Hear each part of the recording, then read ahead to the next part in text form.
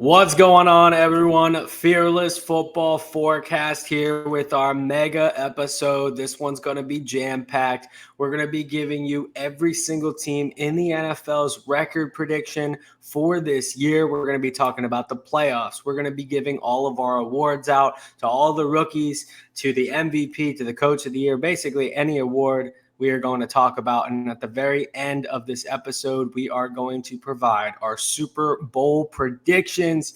So if you haven't yet, please subscribe. This is going to be an awesome episode. Share with your friends, like it, do whatever the hell you can do with it on YouTube as well as Spotify. The link for the Spotify is down below. So if you're on the go and want to listen there, you can do that as well. We're excited, and as always, we get into the news first. Now, just bear with us here. We are now on August 23rd, so some of this news may change by the time that this episode comes out on Monday, but we just felt like we needed to share our opinions on it. So if one part of these three news pieces has already been resolved, you can just skip through that and then get to our records, because that is the main grit of the show. But we really wanted to talk about these three. First of all, being Jonathan Taylor. It's looking more and more every day like he is going to end up getting traded. There are 6 teams in favor of trading for him, but as of now, only 2 have actually put in offers. Yeah, and we really need to talk about this because the deadline that the Colts have set is Tuesday for a trade to go through. So, you figure that's going to happen either on that Tuesday or Monday when this drops. I'm just really curious to see who are the teams that are interested. As you said, 6 teams reached out. I feel like most of those teams, like I guarantee the Eagles are one of those teams because Howie is just doing his due diligence. Like you said, it sounds like that's what 4 of those teams did.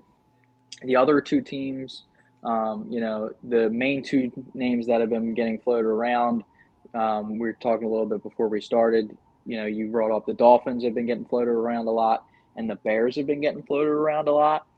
The Dolphins are interesting because obviously that offense would be absolutely insane. I mean, it already is kind of. But to pair that running attack with the receivers that they have, that would be disgusting. I truly think if he gets traded, the team that makes the most sense, and it would deeply sadden me, not because I don't think it would make them better, just because my love for Roschon Johnson is the Bears. I just think that they make the most sense. They still have a couple years left on Fields' rookie deal, so they can afford to give Taylor a contract, even if it was like a 3-year kind of type deal. But they can afford to give Taylor the money, and they have extra assets from trading down with that first overall pick. So I honestly think he ends up staying with the Colts, but if he does leave, my guess would be the Bears. Yeah, I would say that he does stay with the Colts as well. That would be my overall prediction, unless the Dolphins offer something crazy. I don't see why the Bears would even be in that position, because I think that Khalil Herbert and Roschon Johnson combined is better than one Jonathan Taylor. And just the way that they kind of seem to be structuring their offense now around like quick passing, I don't know what Taylor would do to, disrupt that. I think if he ends up on the Dolphins, they're the team that we're going to be talking about later in this episode, but they are going to be even more stacked. A team that I'm really shocked, and I don't even think this is a personal opinion, a team that I'm shocked isn't the leading candidate would be the Cowboys. Yes, Deuce Vaughn is looking good in preseason, but that's not anywhere near Jonathan Taylor. And just knowing that they've been on the precipice of getting to a conference championship the last 3 years, I don't see why they wouldn't sign Taylor, which could be that thing that kind of pushes them over into beating teams like the Eagles and beating teams like the Niners. But we'll see. Jerry did say that he would be open to it, but he hasn't put in an official offer. Up next, going from trades to now more of a contract dispute, Chris Jones is still not signed, and there is a week and a few days before the game against the Lions now at this point. It's getting very dangerously close to the point that Chris Jones might miss week 1 or might hold out for a little bit in the season. Yeah, so this is something that I've pretty much flipped completely around with after hearing that. I just want to give this quote that was from Andy Reid. Quote, "There's been no communication, so I don't know what's going to go there. Whatever happens, happens, and if he's not there, the game goes on, right? That's how it works. There's just been no communication. Now I know he's the head coach. He's not dealing with the contract disputes, but I imagine he's pretty dialed in with the GM on what's going on. That's scary stuff. And Chris Jones has floated it out there before that, he's willing to stay out until week 8. It's just no one really believed it, including myself. And when you look into it, apparently he can stay out until week 8 and come back, and it would still qualify him for. He would still get his year of eligibility if he came back week 8. He would get his requisite amount of games and all that. This is just insane to me. I mean, I can appreciate it. He wants to get paid, but he's still one of the higher paid defensive tackles in the NFL. I think he's 1 or 2, obviously. Him and Donald are right there. I do think he's, at this point in their careers, on that tier with Aaron Donald personally. But this is just crazy because it really does change the entire Chiefs defense, because not only is he an integral part of the defensive tackle group, but he's just the biggest piece of that defense in general. His dominance, especially in the playoffs these past few years, has been insane. And you look at the defensive tackles after Chris Jones, and it's a very, very bare position. The Chiefs are really relying on him to play. On the flip side of that, as someone I'm an Eagles fan, but I love the Chiefs as well. Mahomes is my favorite player, so I want to see them succeed. On the flip side of that, I do think that if he does sit out 8 weeks, and who knows if he's sitting out into the season, maybe they trade him, maybe he comes back week 8, whatever. But if he is sitting out, Mahomes is going to snap. Their offenses, they're going to have to score points every single week. It's going to be like his first year where he started. So I guess that's the one silver lining. But the actual defense will be in a world of hurt if Chris Jones is not playing. Yeah, the defense is going to struggle, and the Chiefs as a team is going to struggle a lot. And I think that they're going to take a little bit of a step back this year, which we'll discuss in a little bit. But if Chris Jones is there, then that's a lot of close games that now might go the other way. Yep, could be decided by that one play that he doesn't make. And up next, now this is some news that I didn't know until you even mentioned it. Jackson Smith-Njigba injured his wrist and probably not going to make it to week 1. I know you're a little bit more concerned that he doesn't make it a few more weeks. Yeah, so the report said it's a long shot for him to play week 1. And I'm concerned for one of 2 reasons. One, if it's a long shot for week 1, I'm concerned on how serious this injury might be. He's getting a second opinion, so we still haven't heard back from that second opinion. But the other flip side to this is they have an early bye week.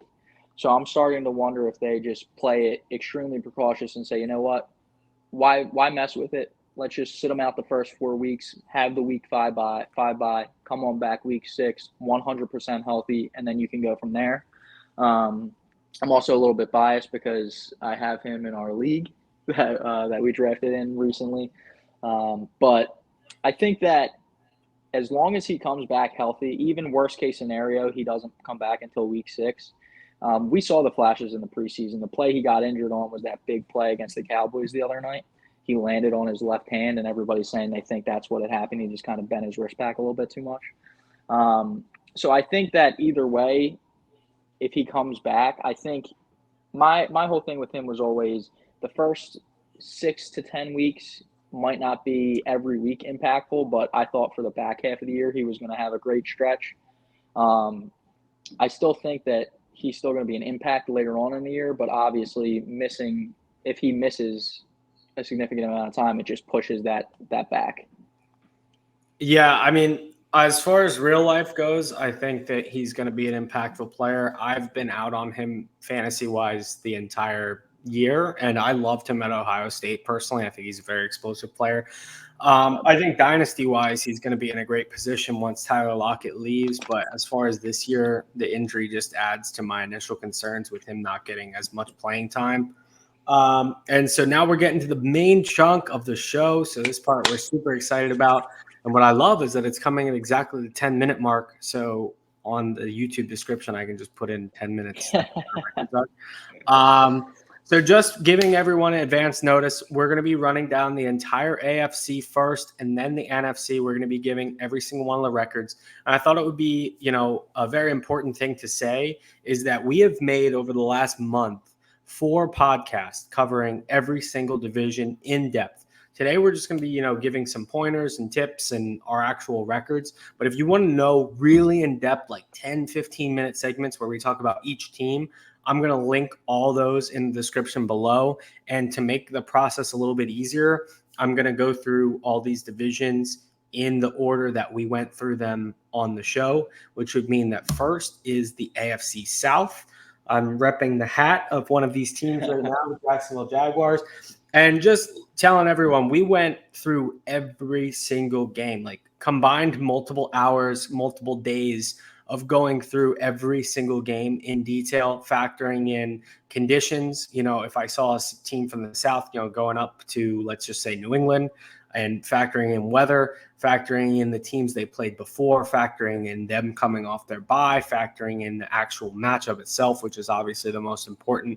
But we really went in depth. And I will say that this is a division that kind of surprised me, that they weren't as bad as I initially thought. And that's one thing that I want to say and stress, and I know Justin will do the same. We gave all of our rankings prior to looking at the schedule when we did these podcasts, and now we've actually looked at the schedule. So a lot of my rankings have changed. So I'll just run down mine. I have the Jaguars winning it at 11-6. I have the Titans, now that they brought in DeAndre Hopkins, and I think that Levis has shown that he can at least be competent with a great coach. I still have them at 8-9. And then I have the Colts because I believe in Anthony Richardson at 7-10, which is hitting their over for the Vegas number. And then the Texans, who I initially thought were going to do a little bit better, I have them now at 5-12. Okay. So one thing that I want to mention before I go through mine, I feel like I always have a problem. I'm too nice to the great teams. I'm too hard. I'm like too indebted, in my opinion, with teams that I think suck, and I think that reflected. I think the records will converge a little bit more than I have them, but just wanted to throw that out there. So I also have the Jags win the division at 12-5. I have the Colts coming in second at 7-10. I have the Texans coming in third at 5-12, and this one I know you'll love. The Titans coming in last at 2-15. I think that the Titans are going to suck, basically. Mike Vrabel is too good to get less than 2 wins. Even if they're last in the division, they will have 5 minimum. Mark my words, they have 5 minimum. So this isn't like I said. I think that the bottom teams will probably get a win or 2 more. I think that the top teams might knock down 1 or 2, but I stand firmly that I don't think the Titans are going to be a good team this year. The defense, I think, is good, but the reason they're so good is because mainly of the coaching. I think that's already built into the factor. I love D-Hop. I think he can be a true number 1, but I just, he's not only been, he missed time last year from suspension and from injury. And I'm just not bought in. I think that the other 3 teams in this division are a little bit better than other people view them, I think. So I think all those things put together, I'm just all out on the Titans this year. Interesting. And up next, even though I'm sure you guys can do it, we're going to save our actual playoff seeds for when we're done talking about the divisions, because I could say some things about this division right now, but I'm not going to. I'll just give you the records. So the AFC West, my records ended up reflecting what my initial thought was. I had the Chargers coming in first at 12-5. I have the Chiefs also at 12-5, but because they lose that game in the last week of the season, I have the Chargers going above them there. The Broncos at 11-6, and then the Raiders. This is the only team that I have less than 3 wins, and that is the Raiders at 2-15. I think they're just totally in the Caleb Williams market. They can honestly lose Garoppolo now that Aiden O'Connell has shown flashes. Even when like a Davis Mills type showed flashes for the Texans, that wasn't translating into actual wins. I think that Aiden O'Connell is going to be a serviceable quarterback. I don't see Devontae Adams playing most of the season. I think he sits out and just pouts because the only reason he went to that team was to play with Derek Carr, and Carr is no longer there. Their defense last year just couldn't click despite having good pieces up front. I think Crosby still has a good year. I just don't see this team doing anything. They're just – I still don't believe in the coach. I don't believe in the team. They're in a division with 3 top-tier dinosaurs, and they're like that little lizard that's just going to get stepped on. Yeah, well, you and I agree completely about the Raiders. We both think that they're going to be awful this year. In regards to the rest of the division, I have the Chargers winning as well at 14-3, the Chiefs in second at 13-4. The Broncos is where we have a little bit of a difference. I think they're going to come in at 6-11, and then the Raiders at 2-15, actually the same as record as you. Okay, cool. And I mean, I'm just more in. Russell Wilson, as you know, I was still a Wilson believer last year, but he looks fit. He looks like he really changed his physical appearance. The O-line is something that can be fixed. And, Sean Payton's just such an offensive genius. The defense itself has always been pretty solid. They just have too many weapons on offense. I think Javonte Williams is really being slept on. I know you like him a lot as a player, but I think that he's going to make a true impact, getting Samaje Perine to catch the ball out of the backfield. I think they end up splitting with the Chiefs and the Chargers. I don't see either team ending up rolling through. I think they might beat them in the earlier weeks, but Sean Payton have that team down by about week 10 where they go on a run at the stretch. I had them lower during the beginning of the season. And speaking of a team that I had lower at the beginning of the season, getting into the AFC North, this was the division that had me the most shocked while doing this. This was a division that was at the top left corner of my screen, and as I went every single week, the rankings would just completely switch. I had them, in the actual video, I had the Browns coming in second. I actually ended up having the Browns coming in last in this division after looking at all their matchups. I had the Browns at 10-7, so they still won a lot of games. The biggest storyline that I had when I was looking through this division was that the Steelers were actually in first place for the entire first half of the season. Their season in the beginning is absolutely cake, and I had the Bengals in last in the first half of the season, and then it ended up flipping. And so, long story short, I ended up having the Ravens win this division at 14-3. I had the Bengals at 13-4, and then I had the Steelers at 11-6. The Steelers, I had them at 9 wins, and then they only ended up with 2 in the last 8 games. Yeah, so just to touch on that, I had a similar situation with the Steelers where at the beginning of the year they were either winning the division or second in the division the entire, pretty much most of the season long. And we mentioned this, and my records are going to reflect this. I think that this is top to bottom going to be the best division in the NFL this year.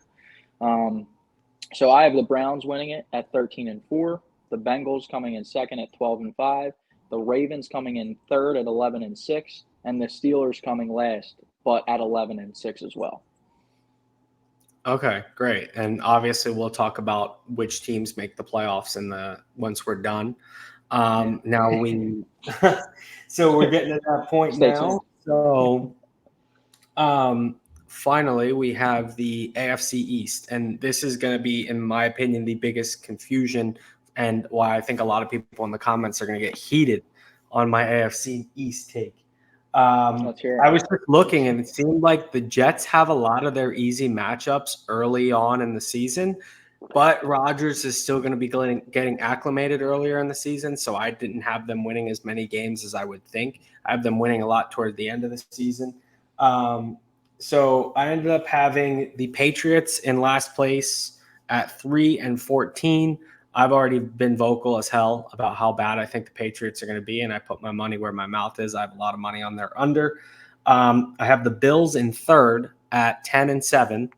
I have the Jets at 11-6, and then I have the Dolphins at 13-4. All right, so I have, since you went least to first, I'll do the same thing. I went Pats at 4-13, coming in last. I have the Dolphins coming in third at 11-6. the Bills coming in second at 12-5, and the Jets coming in first at 13-4. I think I've mentioned this before. I think that the Jets defense, they really weren't relying on turnovers, and they were still a great defense. And I think that Rodgers is one of the top 10 quarterbacks in the NFL. I think that they're going to be phenomenal this year. Again, the AFC is stacked. This division is going to be nuts, and that's just the way I see it shaking out. Yeah, wow. So you went down a little bit on the Dolphins from where you had them initially. I have Ramsey, Armstead. They're saying he might play week 1, he might not, but he's been perennially injured the past 4 years of his career. And at the end of the day, when it all comes down to these, I think a lot of these games are going to come down to one possession games.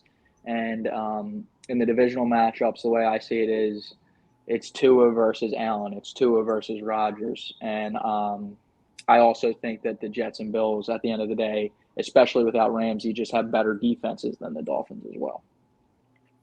So now we'll get into all of our numbers. So the reason why I said this one was a surprise is I thought at least the Jets or the Bills I would have making it in the playoffs, but I really only had the Dolphins. I ended up with all 3 teams from the AFC West in there. So my seeding would go number 1, the Ravens get a bye. Number 2, the Dolphins. Number 3, the Chargers. Number 4, the Jaguars. 5, the Bengals. 6, the Chiefs. And 7, the Broncos. Okay. And I have the number 1 seed being the Chargers, the 2 seed Cleveland Browns, 3 seed Jets, 4 seed Jags, first wild card spot going to Kansas City, second one going to the Cincinnati Bengals, and the third one going to the Bills. Like it. Can't complain there. Now on to the NFC. And by the way, initially I was thinking that we wouldn't talk about playoff matchups, but I think we kind of have to now. I think it's going to make it really interesting. So stay tuned, guys. This is going to be a hell of a show. Now we're on the NFC South, and this is a division that I was startled by. Absolutely startled by. I thought that the Falcons were going to take surge and kind of hang with the Saints in the top of the division, but the Falcons have some hard-ass matchups. They have a spot where they go from playing on Monday to playing on Thursday. That's a bad turnaround. They have a lot of really tough matchups early on in the season, so they're going to be starting off shit. I personally thought that the Falcons, I was going to have them with at least 9 wins. So I'll start from the bottom and say I have the Bucs at 2-15. Think just they don't know what the hell's going on at quarterback, and they announced Baker. I think Baker throws 3 picks week 1. Then I have the Panthers surprisingly higher. I thought I was going to have them at the bottom. I have them at 4-13. Then I have the Falcons at 6-11. And then the Saints at 13-4. I loved what I saw in the one drive that Derek Carr had with the Saints. I think they're going to be phenomenal. Top 5 defense. Kamara looks like old Kamara. I'm amped for the Saints this year, and I've said it multiple times. Yeah, so this is the one where I think that I've flipped the biggest on. One of our first podcasts, we talked about Derek Carr and how much his addition was to the Saints. And I agree. I still think that Derek Carr is going to be good. I still think that this Saints team is going to be one of those teams that could win every single week. And if they did go, what do you have them, 13-4, I wouldn't really be shocked because their schedule isn't all that tough compared to the rest of the league. The Saints and Falcons, I think, both kind of have lighter schedules. They're actually the 2 easiest in the league. But the Bucs I had at 3-14, the Panthers at 4-13, the Saints at 9-8, and the Falcons at 10-7 winning the division. Gotcha. So we actually differ on the leader in that one. NFC West, another shocking one. I'm a big Seahawks guy, and they just have a tough-ass record. So I have the Cardinals shocking people, and I think that the Cardinals is kind of why they took a little bit of a step. All 3 of these wins I have after Kyler, but they each poach wins from the Rams and the Seahawks. So I do have the Cardinals at 3-14. I have the Rams at 5-12. I actually cashed out my bet that I had on the Rams over after looking at this schedule. And then I have the Seahawks at 7-10, and then the 49ers winning the division at 11-6. So they're the only playoff team from this division. Yeah, so we have the same exact order. I have different records, obviously. I have the Cardinals going 1-16. I think even when Kyler comes back, he's not going to be the same player right away. By the time he's full Kyler, I think there's going to be like 2 weeks left in the season.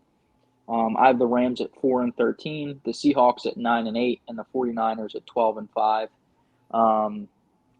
And we'll have to find out later if the Seahawks made it in for a wild card. Yeah, so a little bit higher on the Seahawks than I am. And then we get to the NFC East. And I wasn't doing this from home faith or anything. I still had the Eagles and Cowboys splitting. I just think that a lot of the positions – and I had the Eagles when I was making my record. I have the Eagles beating the Chiefs in the Super Bowl rematch game. And I still don't have them winning the division. So at the bottom, the Giants at 6-11. I also have the Commanders at 6-11. I have them splitting with each other and then losing both games each to the Eagles and Cowboys. I have the Eagles at 12-5, and then I have the Cowboys at 13-4. And if Jonathan Taylor is on the Cowboys by this time next week, that 13-4 is seeming much more likely. Yeah, so we're pretty similar on this division as well, just a teensy bit different. I actually, for as much as I've been saying, I believe in the Commanders, Sam Howell. I have them coming in at last at 4-13. Giants coming in at 8-9. The Dayball effect. I have the Cowboys in second at 12-5, and the Eagles coming in first at 13-4. So it's funny, we have the teams switched, but the same records for each of them for our 1 and 2. Yeah, I mean, like I said, this is another division where would I be shocked if the Cowboys won the division? No. And quite honestly, a little bit of my Eagles fan bias might be jumping into me here, but I just trust the Eagles in that stretch. I have them losing that game against the Chiefs as well, as of now. And you still have them with a higher record than the Cowboys. Yeah. Yep. We'll have to look closer on that at some point because I still don't know how I ended up with them that low, even though they won the Chiefs. NFC North. Tell me I have a graphic for it. There we go. So the NFC North, I was honestly expecting the Lions to pull through much more than that actually happened. Really, this is why you should do this, because this is truly where you see matchups. And so I have the Packers at the bottom, but I had them doing better than I thought. I have them at 6-11. I just don't see a world they get more than that. I have the Lions in third at 8-9. I have the Vikings in second at 8-9, and I have the Bears winning at 8-9. So the way it all shook up, the Bears somehow still win the division, but they all had the same records. Yeah, so this division I have extremely competitive as well. I'll go top to bottom. Well, I'll start at the bottom as well. This is the one record where looking at it, like I know I have the teams that I think aren't going to be as good lower, and the teams that I do think is going to be better higher. This is the one, when I look at it, this is the one that sticks out to me the most as the one that I'm like, there's no way that this is possible. I have the Vikings coming in at last at 4-13. The Bears at 10-7, the Lions at 10-7, and then the Packers winning the division at 11-6. I wish I could bet you $10 to $100 on that bet, but I'm not going to take it. That they don't have $100. Like if they don't have 11 wins, you only owe me $10, and if they have 11 wins, I owe you $100. But I said that would be an insane bet. I'll do 10 to 50 if you want. They're only projected to get their win total is what, 7.5? Yeah. I'm high on the Packers. Listen, I've said it multiple times. I think LaFleur, while he's not one of the top 5 coaches in the league, I think that he is like a true good coach. I think he actually has a positive impact on the team. I think the O-line, if it stays healthy, is good. I like the weapons. 2 running back, 2-headed monster. They're going to try and milk the clock.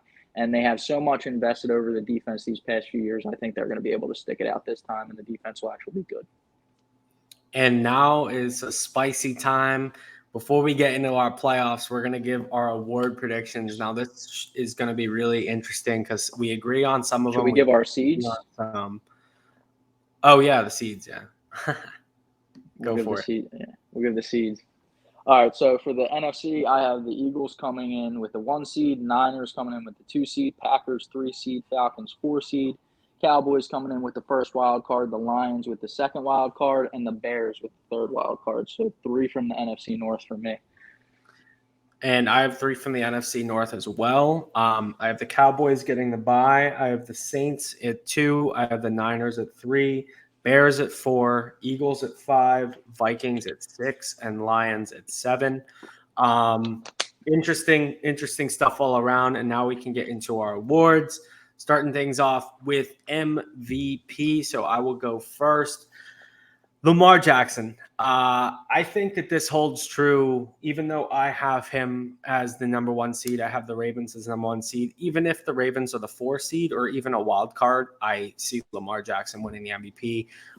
He won the MVP in a year where the Ravens, were phenomenal on offense, but nothing near what the weapons that he has right now. If he can't improve passing this year, then clearly it's never going to happen because Rashad Bateman is a great true X receiver. OBJ, I'm getting higher and higher on OBJ as the time goes. Like I keep trying to offer these huge trade packages for Zay Flowers in multiple leagues, but I'm like, OBJ has a very good chance of being the true number 1 on this team. Mark Andrews, probably the second best tight end in all of football. J.K. Dobbins, a running back that's being really slept on. There's just so many ways that this offense can operate to where the Ravens could put up 30 to 40 points per game, despite some games where their defense just completely shuts down another team, and they're still just going to keep balling out. I think Lamar Jackson's going to have an insane season that they might not even make the playoffs, and he might still be MVP. If Lamar Jackson has around 3,500 passing yards and over like 1,000 rushing yards and 5 or 6 rushing touchdowns and 40 passing touchdowns, it's going to be pretty undeniable. So I'm all in on Lamar Jackson, but I also like your MVP a lot as well. Yeah, so this is somebody I've just had this feeling ever since they got Kellen Moore. I'm going to go with Justin Herbert. The guy's got all the talent in the world. He's got the arm for any pass deep downfield. He can fit it in tight windows.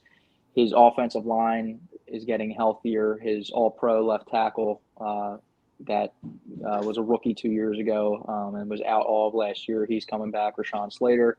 Corey Linsley was in and out of the lineup last year.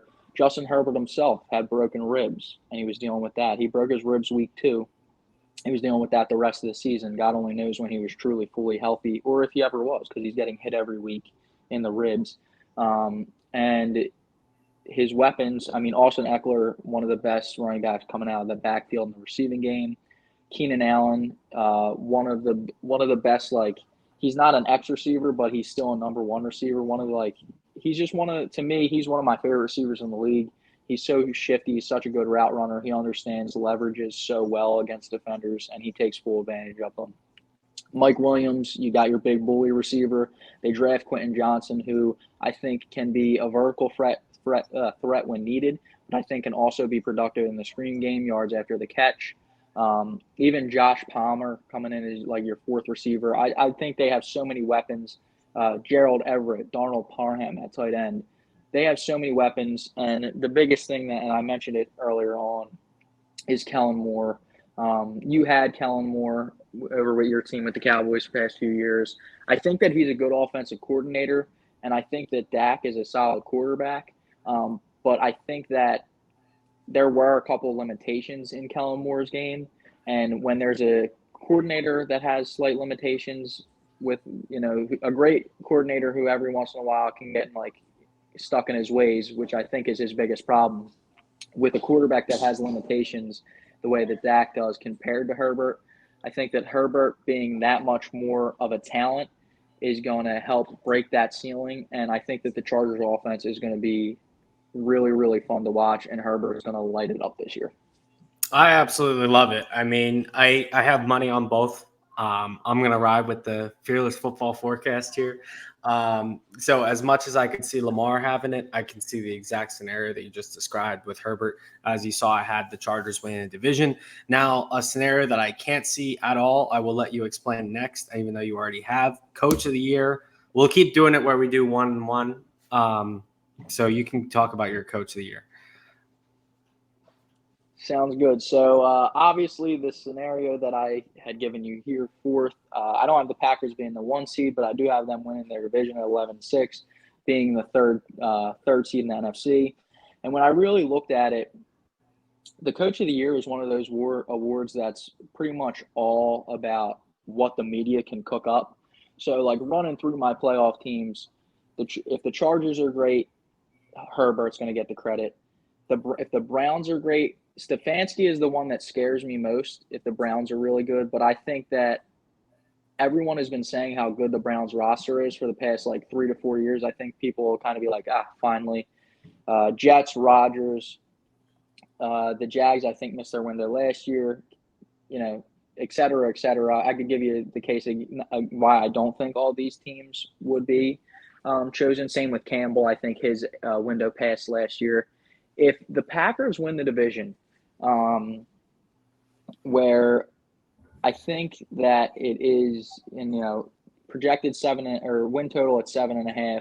A lot of people, I feel like the Packers are like the forgotten team. I don't know. I feel like there's people in 3 corners. There's people who say Justin Fields is going to take that next step. They're going to win the division. There's people who say that the Lions, they're finally going to get it all together. They're going to win the division. And there's people who say, why is everyone sleeping on the Vikings? Even if they lose 2 less games, they still win the division. I just feel like the Packers are being left out. And if the Packers win this division, it's not going to be because Jordan Love has a great season. It's not going to be because Aaron Jones had 20 rushing touchdowns and almost 2,000 yards rushing. It's going to be because it was great team ball. The defense made plays when they had to. And was stout all year long, and the offense itself made plays when they had to, and never put the defense in sticky situations. And at the end of the day, if they are 11-6, you look up and down the roster. I think the person who's going to be accredited the most is Mr. LaFleur. So in this fantasy world that I've created, that I hope I'm right on, I have LaFleur winning the Coach of the Year, and I knew you'd be very happy to see that one. I mean, I love LaFleur. I think he's a great coach, but if they didn't have success with Rodgers last year, I just don't see it translating. He was all out, bro. Not 11 wins with Jordan Love. We'll see. I'll be surprised if Jordan Love has 11 touchdowns, let alone 11 We'll have wins. to figure out what bet we're doing with the Packers, and we'll see what it. That's probably our biggest disagreement overall, I would say, honestly, the Packers team. For sure. Because we're high on teams that a lot of people are low on. We're low on teams that a lot of people are high on, but the Packers is really the only one. Yeah. And a lot of teams were very close in the margins, but this one we're just complete opposites. Literally first and fourth.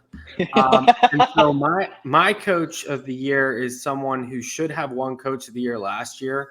I actually looked it up because when I selected him as my Coach of the Year, I was like, he had to have won last year, right? And then I saw that it was Dable. And I was like, are you kidding me? Like, the Giants made a little impact, moving up. The Jaguars went from being the first pick overall to a second-round team in the playoffs within 10 points of the Chiefs. And Doug Peterson didn't win Coach of the Year? Are you insane? That just still blows my mind. So I think that even if the Jags, I have them as the 4 seed, even if they're the 4 seed, I think that the NFL commission and everyone who's voting goes back and sees what Peterson did last year and finally commends him for it. And I think that this year it's going to be done in a bigger, badder fashion. I have the Jags upsetting the Chiefs in week 2. I think that they're going to make some splashes. I think they're going to hang in there with some elite teams. Doug Peterson, that has been phenomenal. He was great for the Eagles, and he's been great in building Trevor Lawrence. I think that as much as – here's the thing, like, whereas LaFleur, it would be entirely up to him for if they won. I think with Peterson, it's going to be more just the team gets better and Trevor Lawrence just balls out, and they accredit a lot of Lawrence's improvement to Peterson. And I just see the Jags as a great team, which you will find out very soon when we get to the playoffs. Up next is actually a pick that we both agree on. I was between this player and Nick Chubb, Tyreek Hill, Mr. Give Me 2,000 yards. Tyreek Hill last year was close to beating the all-time receiving record in yards until Tua got hurt. He was on pace to not just break that record, but to smash it. And this year, you're getting what we hope is a healthy Tua. At the end of the day, of course, that's what it's going to come down to. But if Tyreek Hill can break that record, they're not going to not give it to him. As you could see, this over the last couple of years, the league has really kind of changed this position, the wide receiver position, to be the position that keeps winning Offensive Player of the Year. Last year with Justin Jefferson, getting Tyreek Hill is just going to have a monster season this year. I think it'll just be undeniable that he's the Offensive Player of the Year. Yeah, and we agreed on this. I think that he's going to have a fantastic season. If Tua stays healthy the entire year, I think there is a chance for sure that he could break that record, that receiving record. He had 7 touchdowns last year. I think that that's pretty much the bare minimum that he would get this year. I think that there's a very easy – and, I mean, obviously it was in a different offense, but he was scoring 12 touchdowns, 15 touchdowns when he was in Kansas City. There's a world where he gets – again in that range, 12 to 15 touchdowns and 1,900 receiving yards. And if he does that, I mean, somebody's going to have a really, really good season to win this award over him. And I just think this is his year. If Tua stayed healthy last year, there's a good chance that he might have stolen it away from Jefferson, honestly, because they were neck and neck until the end of the year. And then, those last few games really let Jefferson take that lead. And even in fantasy, he was still the number 2 behind Jefferson. And that was right. with 2. He was just stuck. He was just so far ahead that it was hard to bridge the gap. And we also agree on our Defensive Player of the Year, Micah Parsons. I thought he should have won it last year, but Bosa did more at the very end of the season, whereas Parsons kind of took the gas off the pedal for a little bit. Dan Quinn came back to the Cowboys for one thing, and that's to win a Super Bowl. And in order to do that, that defense is going to revolve around Micah Parsons. Parsons beefed up a lot too. He's going to be playing D-end a lot more frequently. Now he's really trusting Van Der Esch, to take a bigger role in coverage. So Parsons' sack numbers, it's crazy to think that they're going to go up from last year, but they are going to go up.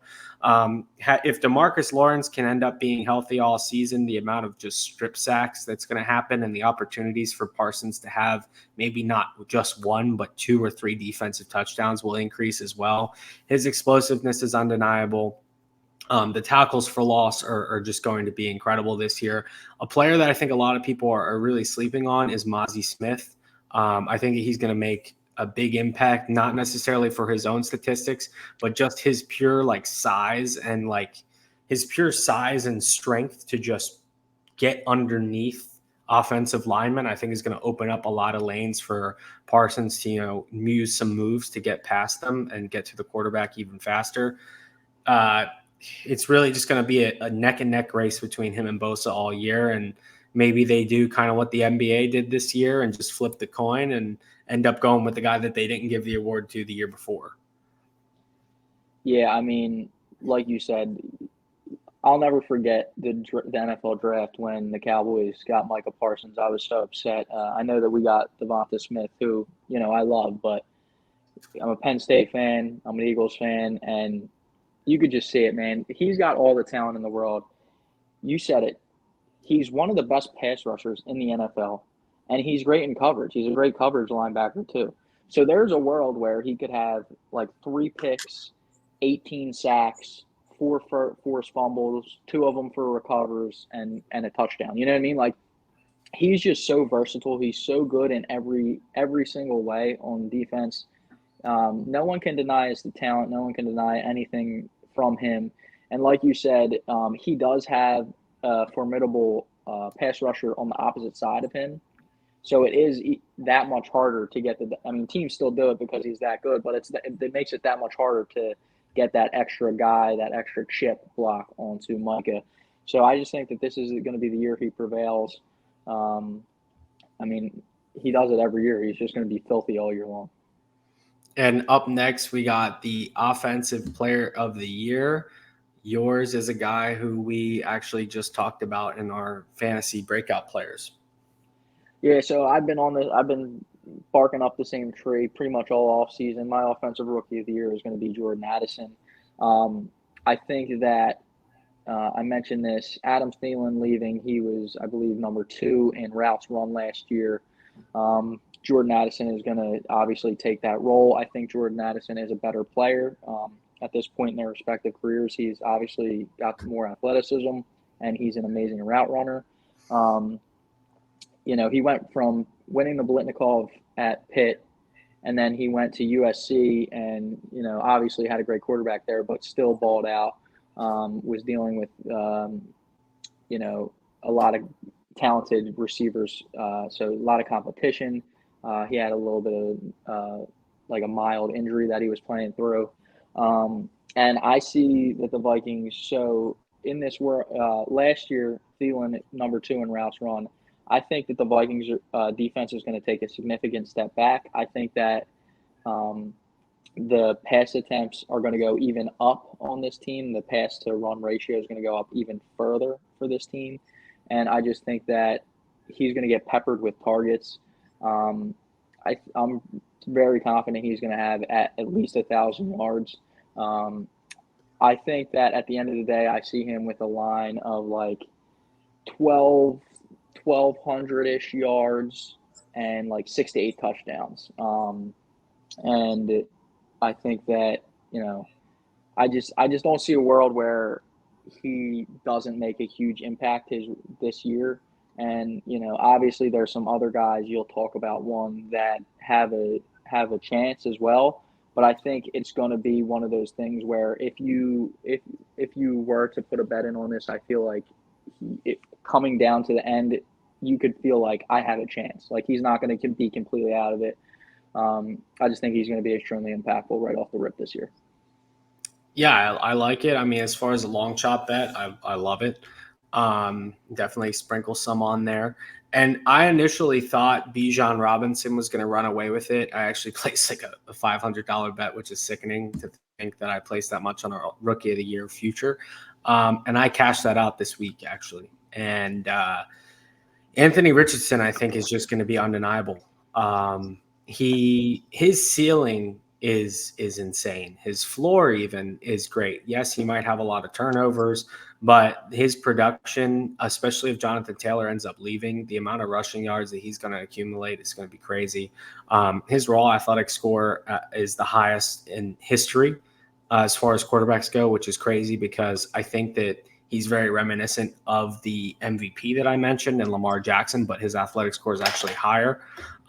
Michael Pittman's great. Alec Pierce is good. 2 solid tight ends. I think that he's going to be, coherent enough on offense and passing the ball in order to, truly make a difference. And if his legs go and he gets maybe like 6 or 7 high end, like 8 or 9 rushing touchdowns, 500 is kind of a lock, honestly, at this point for his rushing yards. If he can get that up in the 800 to 1,000 range, that's just going to be ridiculous. I think he's truly that insane tool that we haven't really seen since Lamar Jackson. And honestly, his passing might be better than when Jackson came into the league. Maybe not as far as turnovers go, but his actual arm talent is much better. So we'll see how the NFL utilizes him. I really like Steichen as a coach for him. And we're just going to see what happens with Richardson. But I think at the odds of him now being like plus 850, when Bijan's plus 250, I think you have to take the juice with Richardson there. I'm getting lower and lower on Bijan the more that I'm just thinking about the rushing attempts from the other players on that team. Bijan's probably still the more surefire bet, but either of the 2 guys that we mentioned can take it from him. And getting on to Defensive Player of the Year, I am going to go with – holy shit. Why am I forgetting his name? Jack Campbell. Jack Campbell. I wanted to say Lucas Van Ness, and I knew it wasn't Lucas Van Ness. You know why? Because he's a on the Packer, Patriots. baby. Because the Packers are winning the division. But no, Jack Campbell, I really liked what I saw out of him out of college. Dan Campbell has already praised him. He made some really good plays in the preseason the other day. And I just think that, the linebacker position, yes, it's one that is starting to become less of value. And that's the real reason why he ended up slipping in the draft. I thought overall as a defensive prospect, he was in the top 3, definitely top 5, but he was able to slip pretty low to the Lions, who were able to take him. And if the Lions do truly make the impact that a lot of people think that they are going to make, he's going to be making a lot of plays, and there's going to be someone accredited with those wins, and it's probably going to be him. Maybe in the scenario where they only have 8 wins, it's not necessarily him, but I still think he's going to rack up a lot of tackles. Linebacker was really the position that they lacked in last year. Their run defense wasn't that great in the second level.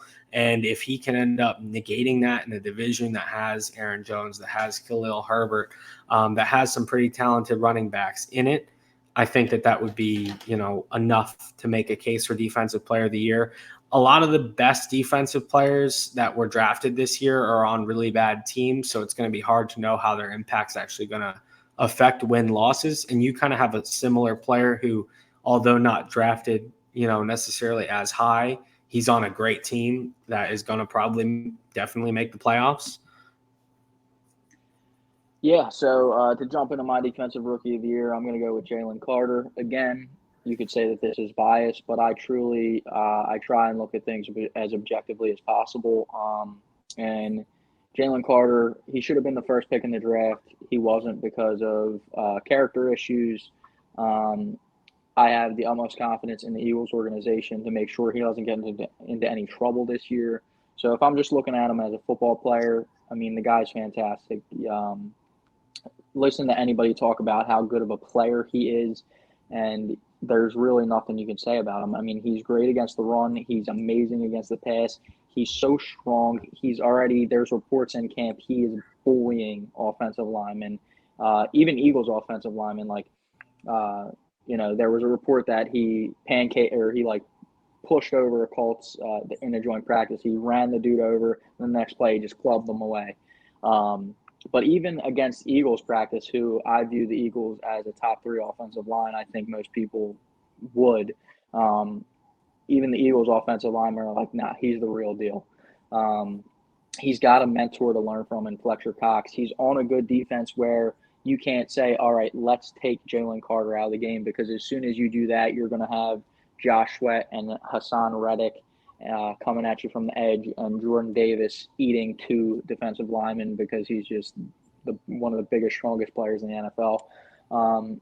I'm really, really excited to see what Jalen Carter can do. This is a Reggie White jersey, not a Jalen Carter jersey, but as soon as I can get my hands, right now they're like all sold out basically, unless you go to the actual pro shop. Jalen Carter will be my next jersey, and it's going to be a Kelly Green jersey.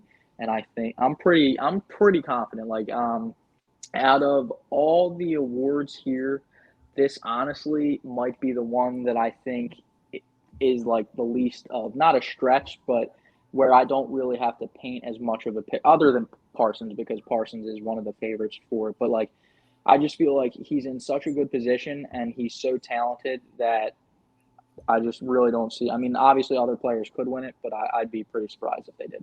I love them this year. Love it. And you also forgot about your lock for comeback player of the year. That's minus 300. Yeah, so I mean, really the reason that I took this is because the entire offseason I haven't even looked into the comeback player of the year market. There are, like, you look at a guy like Tua, I mean, he still had a half decent year last year, even though he's coming back from all the concussions. I do think somebody else could win it. But Everyone's minus 500. Yeah, exactly. I just think that so here's my personal opinion. I don't think he should win it unless he's very good this year. And he was playing really well last year. So if he has like 80 tackles, 3 picks, I can live with it. But if he comes back and he's a scrub, then I'm going to be pissed, because yes, I feel bad for him. I do. I mean, I feel bad for the guy, but I feel like the comeback player of the year award should be someone who has a good season. And again, if he has a good season, great. But if he wins just because he steps on the field, I don't think that's right. I don't That's think that's exactly what's fair. going to happen. Well, exactly. And that's why I took it, because at the end of the day, they're just going to give it to him just because he places one toe on the field. And I think that he might play all right. So if he's going to play all right, and he like, if he starts up here and everyone else starts down here, and he actually has a decent season and everyone else has a good season, like I think he's just going to have that edge over everybody. So unless he's completely horrible, he's going to win this award, and I don't think he's going to be completely horrible. So My hope is that he just starts like a charity for like cardiac issues, and then they give him like the Walter Payton Man of the Year, because there's still an entire year for that to happen, and like that'll become old news by the time that the awards are actually going out. So plus the betting value on literally anyone is amazing when you have a minus 500 for an award in the NFL. I don't think that's ever happened before. yeah, Um, there's so definitely value on the lines, yeah, for and sure. Do you Hamlin. think that when you see the season progressing, and you hope that, like, if me and you were betting, or we're not betting, if you and I got to decide who won these awards, and we see, I can't think of somebody off the top of my head, and we see Tua go out there and have this amazing season, and Like DeMar Russell. Hamlin's just okay. Yeah, Russell Wilson. That's a good example, but I didn't want to say him because, like, Russell Wilson has this great season. We would vote for Russell Wilson, but I think that, it's all pandering in the NFL, and these people who vote, they're all going to be like, oh, DeMar Strong, all that. So I just don't even want to get my hopes up with the value on them. But let's hear what you have to say. So I have Tua, and in the same way that almost dying on the football field is really scary. Uh, Concussions are very scary too, and the fact that Tua had two back to back is detrimental. I mean, he could have died as well if he ended up getting a third one within that short of a stretch. This all really comes down to the betting value on it. I would really flip a coin between Tua or Russell Wilson. And in my opinion, I think that the Dolphins have a better chance at, being an elite team in this league than the Broncos do. So I am going to go with Tua here.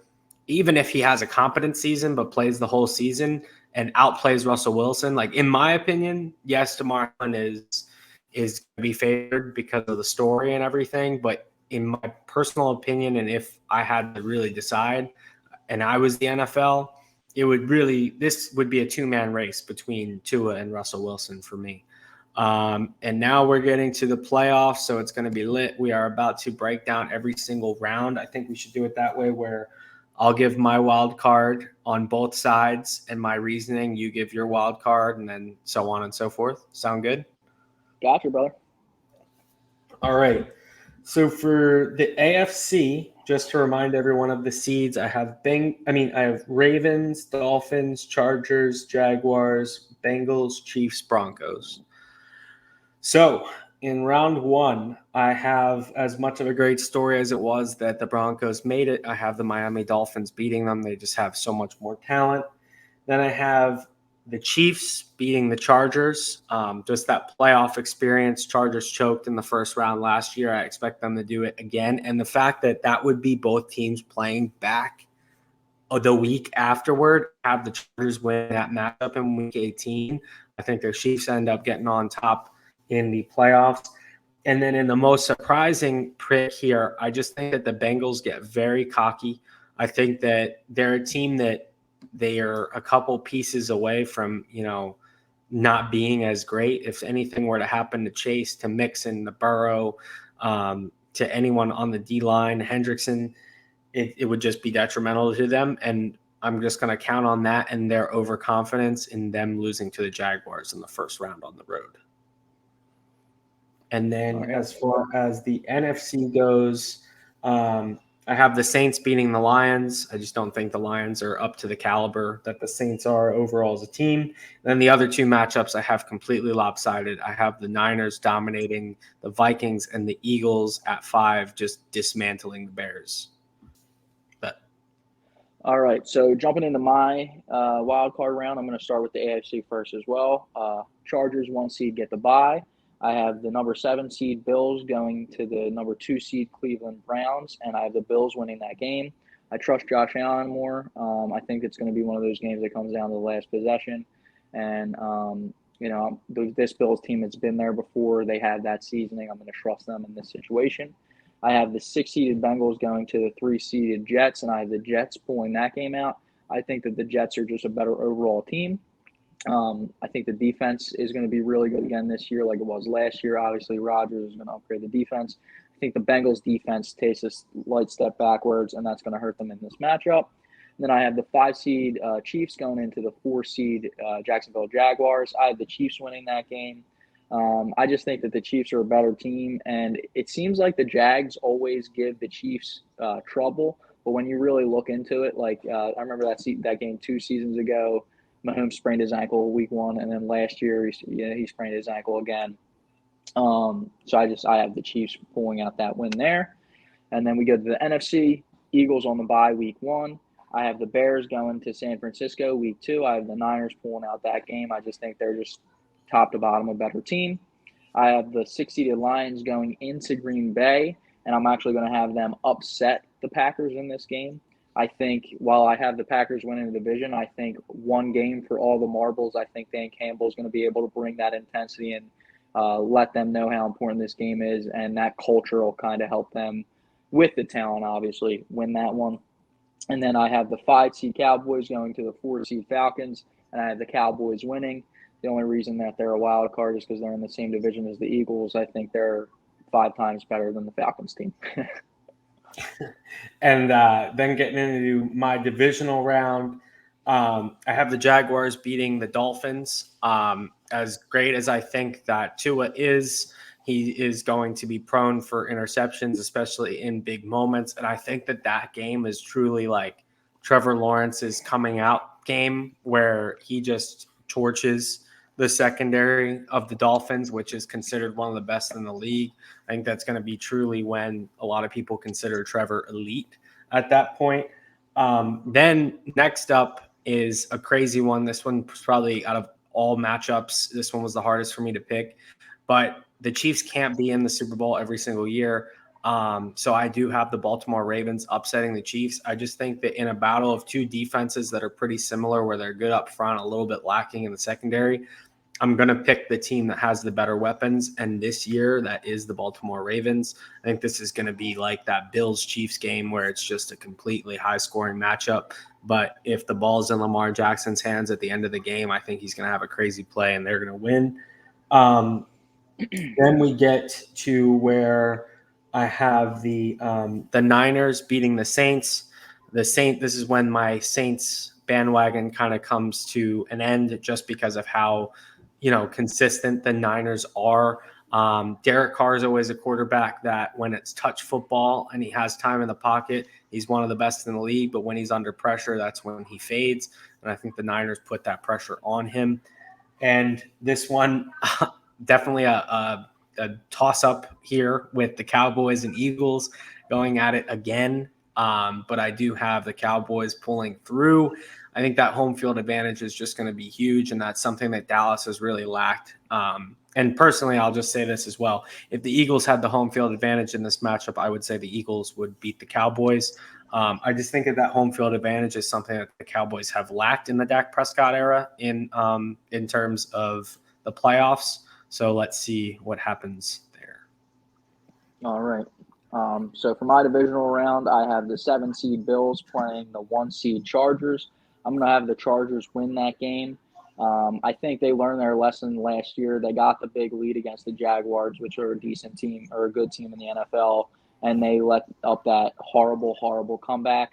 I'm hoping that this team is matured and the veterans are they set the tone to say, this happened to us, this isn't going to happen again. And a similar situation with you. I love the Chiefs. I think that they can win any game. Mahomes is the best player in the league. But I have the Chiefs going into the number 3 seed Jets, and I have the Jets pulling that one out. I think that Rodgers is going to be on a tear in this season, especially when the playoffs come. And I think that the Jets defense is going to be able to make just enough plays to where Mahomes can't just completely dominate and the Jets pull it out. And then for the NFC, I have the 6 seed Lions going to the Eagles. I have the Eagles winning that game. I think the Eagles are a tier above the Lions, and then you add in that home field advantage. I think that's going to be a pretty easy game for the Eagles, quite honestly, like a nice 14 to 10 point victory for them. And then I have the Cowboys going into the 49ers, just like last year, but I have the Cowboys pulling this one out this time. The Cowboys and Niners, they always play each other extremely well. And it comes to situations like little tiny things. Like last year, Kellen Moore, 80% of his play calling was planned around Tony Pollard. Tony Pollard gets hurt in the first quarter, and they can't score. I think the Cowboys are just as good as the Niners. I think they're right there on the same tier, and I'm going to have them finally pull it out this time around. Interesting. Like it a lot. Then we get to the conference championships. And, I'll go conference championships first, and then I guess we'll get to the actual Super Bowl.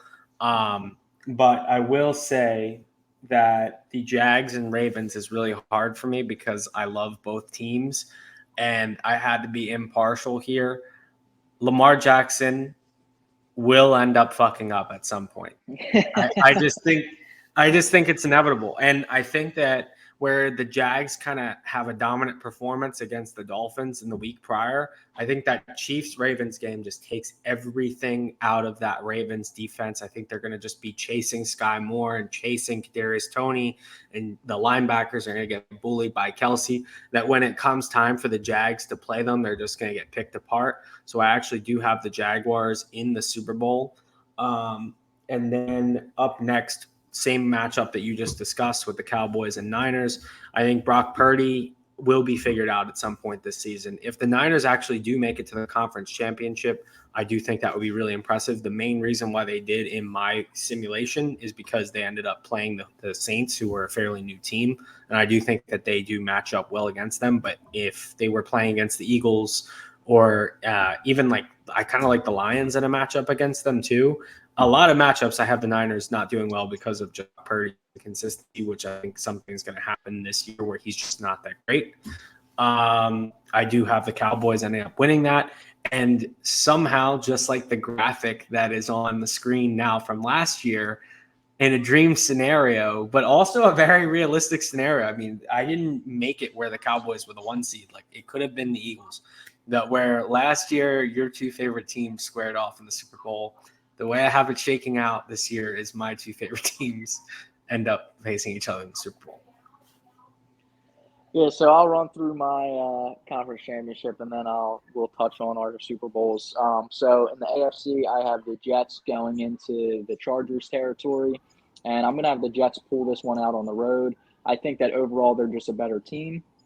I think Rodgers is finally going to have a defense support him this playoff run. I think that the Chargers will still be able to score, but I don't think it'll be, something outrageous to where the Rodgers can't keep up. So I think that the Jets are going to make a play or two here or there that's going to give them the edge in that game. And then I have the Cowboys at the Eagles for the NFC Championship game. And you said this as well. Home field advantage in this game always matters tremendously. I think that the Eagles are a better team personally, but I also think that something like home field can easily decide these types of games. The Cowboys coming into Philly, into the link for an NFC Championship game, I've been to them before. I don't think that Dak's going to be able to handle it. Yeah, they wouldn't make it out alive. They wouldn't make it out alive. I don't think that Dak would be able to handle it. I don't think McCarthy would be able to handle it. So I have the Eagles going back to the Super Bowl. So my matchup is the Jets versus the Eagles. And for my Super Bowl champion, it comes down to a lot. And I said it earlier when we were talking about Micah Parsons, but Dan Quinn came back for one reason and one reason only, and that is to win a Super Bowl. I think that in this matchup against a younger quarterback and a coach who, is a phenomenal coach, but I think that in this scenario, it's where Dan Quinn all the demons from that Falcons game just come out and get exposed in this matchup. I think Trevor's going to be under a lot of pressure with Parsons and DeMarcus Lawrence in his face. By this point, the Cowboy, the storyline of the Cowboys can't make it to the Super Bowl would kind of be extinguished at that point.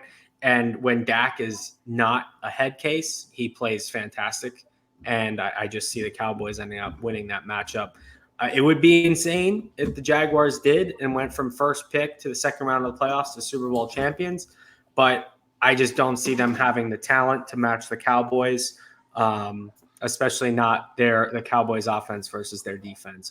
In that matchup under the bright lights, give me CD, give me Brandon Cooks, give me Dak, give me Gilmore, give me Diggs, give me Parsons, give me Lawrence. Yeah, so just to touch on your game before I jump into mine, this were the scenario where the Jags were playing the Cowboys, I also think the Cowboys would win. And like it would be fun because I think that Trevor Lawrence would make plays here and there, but I honestly think the Cowboys would win pretty convincingly. Um, so yeah, I would also have the Cowboys winning in that situation. So going into my Super Bowl, Jets versus Eagles. I truly think that these are two of the better rosters in the league. Um, and again, it's going to be this is going to be funny because you have your team winning and I have my team winning. But I think when it comes down to it, I think the Eagles are the best overall roster in the NFL. And I think at the end of the day, what it would come down to is the offensive line of the Jets. Um, I think that those first two matchups against the Bengals, the Bengals don't have they got lucky the way that this played out. The Bengals pass rush isn't outstanding unless Miles Murphy makes a huge rookie impact. Hendrickson's good, but you really only have the one guy. And then Kansas City, let's just say Chris Jones plays. I would assume if they make it to the playoffs, he would play. Their defensive line still with Chris Jones is really Chris Jones and a bunch of younger pieces. I think this would be the Chargers. They have Bosa and Mack, but the Chargers, I don't trust the Chargers to make it all the way. So I think this would be the biggest test for that Jets offensive line, which is one of the bigger concerns of the Jets team. I think their defense is fantastic. But I think that the Eagles will be able to make plays. We saw it last year. I know that the Chiefs aren't, a fantastic defense by any means, but the Eagles really had their way pretty much that entire Super Bowl. And I don't think that this would be a game where we completely have our way. But the way I would see this game, my final score prediction would be like a 27-24 Eagles win. I agree. Same way you agreed with my result. I would agree that the Eagles would beat the Jets as well. It would be impressive if a team that was just put together this year would end up, winning. And the Eagles, if they get there after kind of an embarrassing second half last season and in the Super Bowl, they're not losing. I think they would stomp them 30-17. I would think their defense is just going to be crazy. So odds we both have NFC East champions. And I don't know if that's bias because it might be bias on which one got there. But at the end of the day, we both had them playing each other in the playoffs, and they're both great teams. Talent-wise, both top 5 teams. And the AFC is just going to be whereas whoever gets that first seed in the NFC truly has such an advantage because the 2 seed gets screwed.